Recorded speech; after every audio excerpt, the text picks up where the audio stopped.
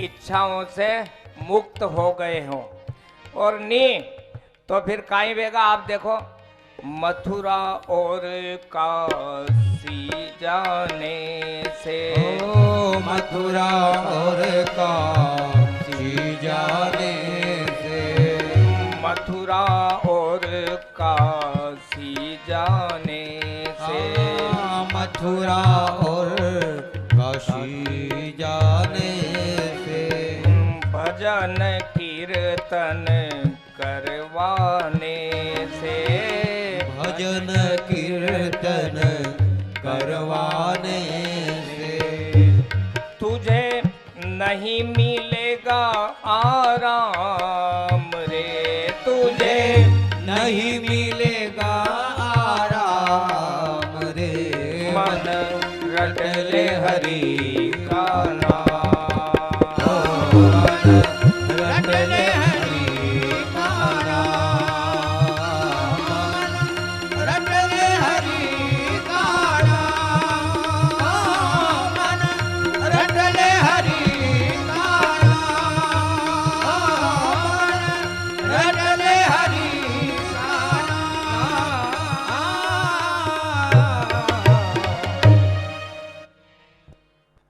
क्योंकि जैसे ही हमने मन को छूट दी कि ये पाप करने के लिए राजन शरीर को तैयार करेगा, और हमारा जो अज्ञान है या हम जिस ज्ञान का उपयोग करना नहीं चाहते हैं, ज्ञान हमारे पास है और उसका उपयोग हम करना नहीं चाहते हैं, तो उसी अज्ञान के कारण हमारे जीवन में वासना जागृत होती है।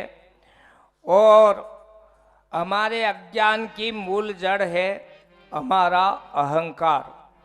अतः राजन, इंद्रियों का वशीकरण जरूरत के अनुसार शरीर को जो आवश्यकता है उतना ही हमारे द्वारा प्रदान करना, ब्रह्मचर्य का पालन और इंद्रियों को उनकी मनमानी नहीं करने देना, सत्य के द्वारा, पवित्रता के द्वारा, दया के द्वारा और दान के द्वारा अपनी जो भी बुरी इच्छाएं हैं उनको नष्ट करने का प्रयास करना चाहिए।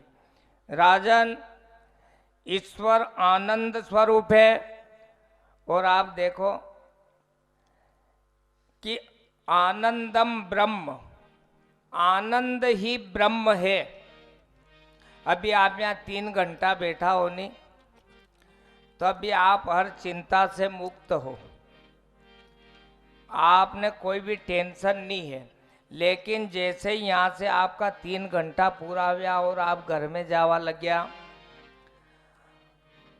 तो घर में जाइन देखोगा आप तो जो पारिवारिक वातावरण है आपका अनुकूल अगर वो नहीं मिलियो, तो वापस घर में का ही है कि हमारा विचारों की अशुद्धता प्रवेश करती है और उसी के कारण फिर क्लेश के वातावरण का निर्माण होता है। तो आनंद हमारे जीवन में तभी संभव है जब हम परिस्थिति से मुक्त हैं, न तो हमको सुख से मतलब और न दुख से मतलब, अर्थात हम कहीं किसी के जीवन में हस्तक्षेप ही नहीं करें और हम हमारे आनंद में ही मस्त रहें।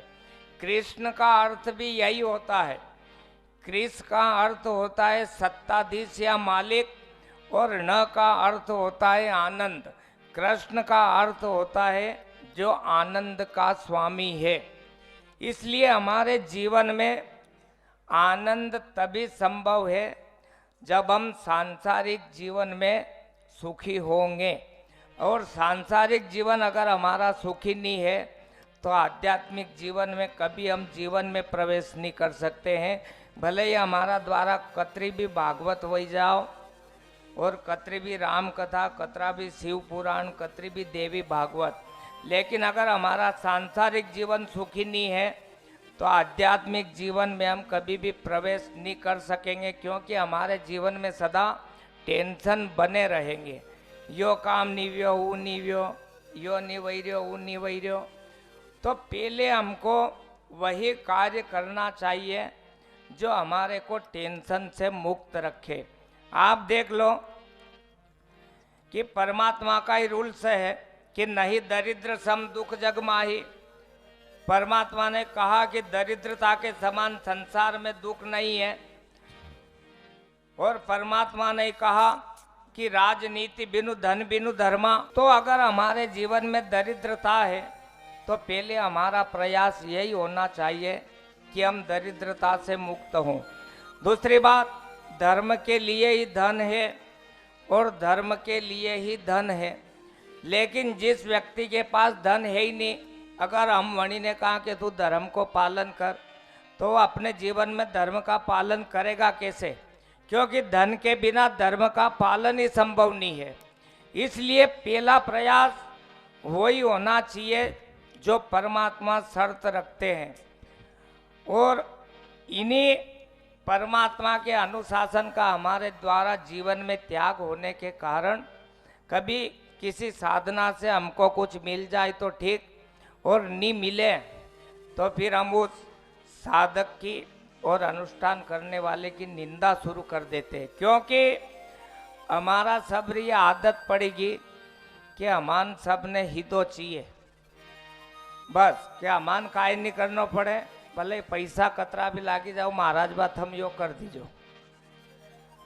तो जब तक हम खुद नहीं जुड़ेंगे परमात्मा से, वहां तक हमारे जीवन में स्थिर सुख और स्थिर आनंद संभव नहीं है।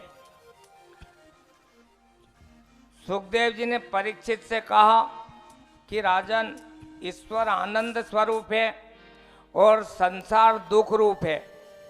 इसलिए ऐसा चिंतन करके जो जीव अपने कर्तव्यों का पालन करते हुए संसार का संचालन करता है, वो ही आनंदित हो सकता है। क्योंकि साधना का मार्ग कोई भी हो, सत्संग ध्यान श्रवण, लेकिन जब तक हमारे द्वारा इसका चिंतन नहीं होगा वहाँ तक हमारे जीवन में सुख संभव नहीं है। आप देख लो कि जब हम बाजार में जावा तो कहीं भी वस्तु ने देखा, कहीं भी चित्र ने या किसी भी शरीर को सुंदरता या कुरूपता देखने के बाद, चित्र देखने के बाद हमारे जीवन में क्या चलता है? चिंतन, और चिंतन के बाद ही हमारे जीवन में हम यह निर्णय करते हैं कि वो कार्य हमको करना या नहीं करना। कभी कभी इस चिंतन से ही हमारे द्वारा जीवन में शुभ कर्म भी होते हैं और अशुद्ध कर्म भी होते हैं। अब हमारे जीव से परमात्मा का नाम हटे नहीं, ये प्रयास ज़्यादा हमारे जीवन में होना चाहिए। और नाम हटा कि पाप ने हमको पकड़ा। राम जी ने सेतु के समय पत्थर समुद्र में डाले, लेकिन वो पत्थर तैरे नहीं। तो राम जी को बड़ा आश्चर्य हुआ कि मेरे नाम से डाले जाने वाले सब पत्थर तैरते हैं, और अगर मैं पत्थर समुद्र में डालता हूँ तो क्यों नहीं तैरते हैं? भगवान राम जी बड़े आश्चर्य में पड़ गए। तो उन्होंने हनुमान जी से पूछा, तो हनुमान जी ने कहा कि भगवान, जिस पत्थर को आपने या जिस जीव को या जिस साधक को आपने त्याग दिया, वो जीवन में तैरता नहीं, डूबता है, और जिसे आप अपनाते नहीं है वो निश्चित रूप से डूबता है। इसलिए हमारे जीवन में केवल श्रवण से, ज्ञान से, और जब तक अनुभव और मनन हमारे द्वारा नहीं होगा, वहाँ तक राजन हम विश्वास रूपी शिव तक नहीं पहुंच पाएंगे और हमारे जीवन में ये कथा श्रवण सत्संग ये सभी हमारे जीवन में मार्गदर्शक हैं, लेकिन भजन तो संसार में प्राणी मात्र को करना पड़ेगा, तभी जीवन में हमारे दुख हट पाएंगे। सुखदेव जी ने राजा परीक्षित से जब नरकों के बारे में बताया, तब सुखदेव जी ने राजा परीक्षित से कहा कि राजन, मैं आपको आगे और एक वृत्तांत सुनाता हूं कि एक अजामिल नाम का ब्राह्मण था और पत्नी के सहित वो निवास करता था, लेकिन अजामिल का एक दासी से संभोग द्वारा उसके साथ आचरण नष्ट हो चुके थे। अजामिल के पिता ने इनका विवाह एक कुलीन कन्या के साथ कर दिया था और अजामिल एक दिन अपने पिताजी के लिए पूजा के फूल लेने गया, तो मार्ग में उसने एक आचारहीन शूद्र को और एक मात्र शक्ति को देखा, तो उसके मन में भी वो काम वासना जागृत हो गई और कुछ समय पश्चात ही अजामिल ने अपनी पत्नी जो सुलक्षणा थी उसका त्याग कर दिया और अपने घर की संपदा उस मात्र शक्ति पर लुटाने लगा और इसी काम वासना के कारण अजामिल का सदाचार नष्ट हो चुका था। एक दिन अजामिल के वहां बस्ती में कुछ संत लोग पधारे। संतों ने गांव वालों से पूछा कि हमको रात्रि विश्राम यहीं करना है और भोजन भी करना है, तो आप किसी भक्त का घर बता दो। लोग उपहास मजाक करने के लिए उन संतों को अजामिल का ही घर बता दिया। अब संतों ने अजामिल के घर पर आकर अपने बिस्तर खोल दिए और आराम करने लग गए। अजामिल उस समय घर पर नहीं था। जब उसके द्वारा लाई गई मात्र शक्ति ने जब उनको देखा, तो संतों ने उस मात्र शक्ति से भोजन करने की इच्छा व्यक्त की। तो उस मात्र शक्ति का हृदय प्रसन्नता से भर गया और कहने लगी कि आज मेरे घर संत पधारे हैं, इससे बड़ा सौभाग्य मेरा क्या होगा। मेरा तो उद्धार हो गया। और इसी प्रसन्नता में वो मात्र शक्ति चूल्हे चौके को अच्छी तरह से गोबर से लीप करके और भोजन बनाने लगी। जब संतों के सामने ही भोजन परोसा गया, उसी समय अजामिल वहां पर आ गया। उसने अपने घर में जब इन संतों को देखा तो बहुत भला बुरा कहने लगा। तब उस मात्र शक्ति ने अजामिल को शांत कर दिया। अजामिल ने संतों से कहा, जैसा चाहो मुझको समझना, बस इतना ही तुम तुमसे कहना, मांगने की आदत जाती नहीं, मांगने की आदत जाती नहीं, तेरे आगे लाज मुझे आती नहीं। तेरे आगे लाज मुझे आती नहीं, तेरे आगे लाज मुझे आती नहीं।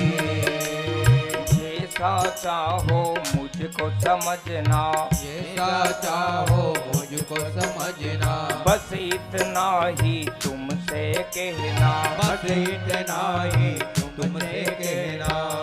मांगने की आदत जाती नहीं, मांगने की आदत जाती नहीं, तेरे आगे लाज मुझे आती नहीं। तेरे आगे लाज मुझे आती नहीं बाबा, तेरे आगे लाज मुझे आती नहीं। तुमसे बाबा शर्म करूं तो और कहाँ मैं जाऊंगा, तुमसे बाबा शर्म करूं तो और कहाँ मैं जाऊंगा, तुमसे बाबा शर्म करूं तो और कहाँ मैं जाऊंगा, तुमसे बाबा शर्म करूं तो और कहाँ मैं जाऊंगा। अपने इस परिवार का खर्चा बोल कहाँ से लाऊंगा, अपने इस परिवार का खर्चा बोल कहाँ से लाऊंगा, अपने इस परिवार का खर्चा बोल कहाँ से लाऊंगा, अपने इस परिवार का खर्चा बोल कहाँ से लाऊंगा।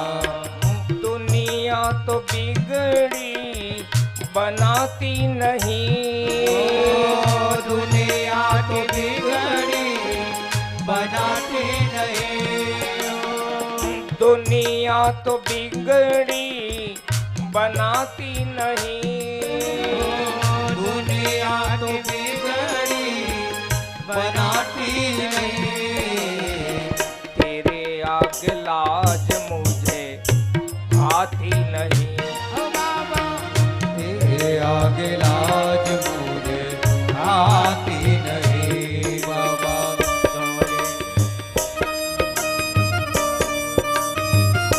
हरि बोल, जय हो, जय हो।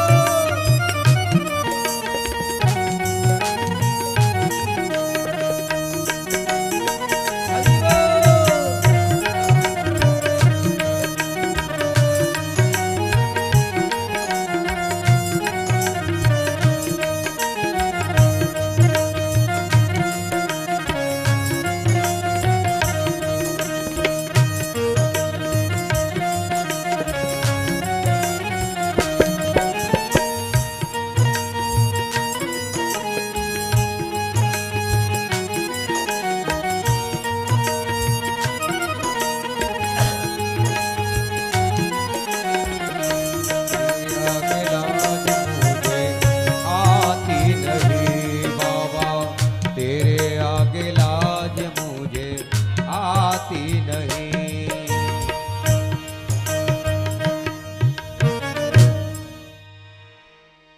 देखो आप, जब उस सद आचरण को अजामिल नष्ट कर चुका तो हमारे जीवन में पाप पहले कान से और आंखों से ही आते हैं, या तो सुन करके या देख करके। और हमारे जीवन में अगर कान बिगड़े और आंख बिगड़ा तो कान और आंख ये दो वस्तुएं ऐसी है जो हमारे मन को बिगाड़ देती है। रावण कने 20 आंखा थी लेकिन रावण की दृष्टि अच्छी नहीं थी और नारी को केवल कुदृष्टि से देखने के कारण अजामिल का ब्राह्मणत्व नष्ट हो गया। अब अजामिल जैसे ही आया वो साधु संतों का अपमान करने लगा। तब उस मातृ शक्ति ने समझा बुझाकर अजामिल से साधुओं का वंदन करवाया। साधुओं ने कहा कि हमारा भोजन तो हो गया है, लेकिन केवल अब दक्षिणा बाकी है। अजामिल ने कहा कि अब भी आप बहुत सुखी हैं कि मैंने आपको लूटा नहीं और मैं आपको लूटूंगा नहीं, मेरी तरफ से यही दक्षिणा है, क्योंकि मैं किसी भी साधु संत को कभी कुछ देता नहीं हूं। साधुओं ने कहा कि हम जिसका भी अन्न जल ग्रहण करते हैं उसका कल्याण भी करते हैं। अजामिल जिस मातृ शक्ति को अपने घर में रखा हुआ था वो गर्भवती थी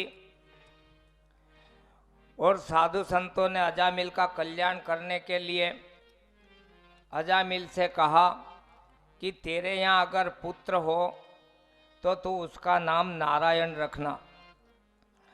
अजामिल ने कहा कि मेरे पुत्र का नारायण नाम रखने से आपको क्या फायदा? साधुओं ने कहा ये हमारे भगवान का नाम है और जितनी बार भी तू नारायण नारायण नारायण बोलेगा तो तेरा कल्याण होता जाएगा। साधु चले गए। कुछ समय पश्चात अजामिल को पुत्र रत्न की प्राप्ति हुई और उसने अपने पुत्र का नाम भी नारायण ही रखा। अब जब कभी भी अजामिल को किसी काम की जरूरत पड़ती तो वो नारायण को बुलाकर और नारायण का जप करके हर काम करवाता था। इस प्रकार अजामिल के जीवन के 12 वर्ष बाकी थे, लेकिन अजामिल को लेने यमदूत आ पहुंचे। उधर पुत्र का नाम नारायण रखने से भगवान विष्णु के दूत भी वहां पर आ गए और यमदूतों ने कहा कि हम अजामिल को लेने आए हैं और अजामिल चरित्रहीन है और इसको जीने का कोई अधिकार नहीं है। भगवान के दूतों ने कहा कि भगवान के नाम के जप से अजामिल के सारे पाप नष्ट हो चुके हैं। यमदूतों ने कहा कि अजामिल ने भगवान का नाम नहीं अपने पुत्र के नाम का स्मरण किया था। यमदूतों ने कहा अजामिल ने नारायण नाम से भले ही पुत्र को पुकारा, लेकिन पुकारा तो हमारे परमात्मा का ही नाम है। अंत में यमदूतों को वहां से निराश जाना पड़ा और अजामिल वैकुंठ लोक को गया। देखो आपके सामने अभी मैंने कहा था, कह हनुमंत विपति प्रभु सोई, जब तब सुमिरन भजनन होई। हमारे जीवन में दुख तभी तक है जब तक हम भजन नहीं करते हैं। और अजामिल तो अपने पुत्र का नाम नारायण नारायण नारायण इसी रखने के कारण ही परमात्मा के धाम को प्राप्त हो गया। लेकिन आज देखो आप कि कणिका घर में भी पुत्र को नाम अब भगवान का नाम पे रखवा को चलन खत्म हो गयो। और ऐसा पाश्चात्य सभ्यता का नाम हम हमारा परिवार में संतान का रखा कि वहाँ का बोलवा से खुदरनो तो कम और वगड़वा की व्यवस्था ज़्यादा रही। इसलिए भजन हमारे जीवन में आवश्यक है, लेकिन भजन के साथ हमारे जीवन में एक ही निर्णय आवश्यक है